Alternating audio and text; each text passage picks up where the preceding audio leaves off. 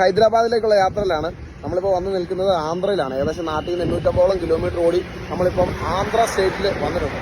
അപ്പം നമുക്ക് വാഹനത്തിന് നല്ല രീതിയിൽ മൈലേജ് ഉണ്ട്. കാരണം ആൾട്രോസിന്റെ മൈലേജ് ഒക്കെ എപ്പോഴും ആൾക്കാർ ചോദിക്കും. കാരണം പെട്രോൾ വേരിയന്റിന് മൈലേജ് ഇല്ലാത്തതുകൊണ്ട് ഈ ഡീസൽ വേരിയന്റ് നോർമൽ കമ്പയർ ചെയ്ത് ചോദിക്കാം. അപ്പോൾ നമുക്ക് കിട്ടിയിരിക്കുന്ന മൈലേജ് എന്ന് പറയുന്നത് 750 കിലോമീറ്ററിന്റെ ആവറേജ് നമുക്ക് കിട്ടിയിരിക്കുന്ന മൈലേജ് 26 കിലോമീറ്റർ നിങ്ങൾക്ക് ലാഭമാണോ നഷ്ടമാണോ?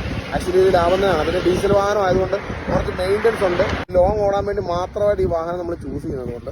ഇനി ഹൈദരാബാദിൽ ഇവിടുന്ന് ഏകദേശം 380 കിലോമീറ്റർ ഉണ്ട്. അപ്പോൾ ഇന്നലെ രാത്രിയിലാണ് ഞങ്ങൾ ഇറങ്ങിയത്. കേട്ടോ, നല്ല അടിപൊളി ലാൻഡ്സ്കേപ്പാണ്, സൂപ്പർ ലാൻഡ്സ്കേപ്പാണ്, നല്ല വ്യൂ ആണ്. ഹൈവേ റൈഡ് എന്ന് പറയുമ്പോൾ തന്നെ ഇന്ത്യയിലെ റോഡുകളുടെ ഒക്കെ ക്വാളിറ്റി അറിയാമല്ലോ. കേരളം വിട്ടു കഴിഞ്ഞാൽ എല്ലാം അത്യാവശ്യം നല്ല റോഡുകൾ തന്നെയാണ്. പിന്നെ ചുറ്റും കാർഷിക ഭൂമികളും റെസ്റ്റോറൻറ്റുകളും ഹോട്ടൽ ധാബയൊക്കെ ഒരുപാട് ഫുഡ് കഴിക്കാൻ വന്നിട്ട് ഇങ്ങനെ.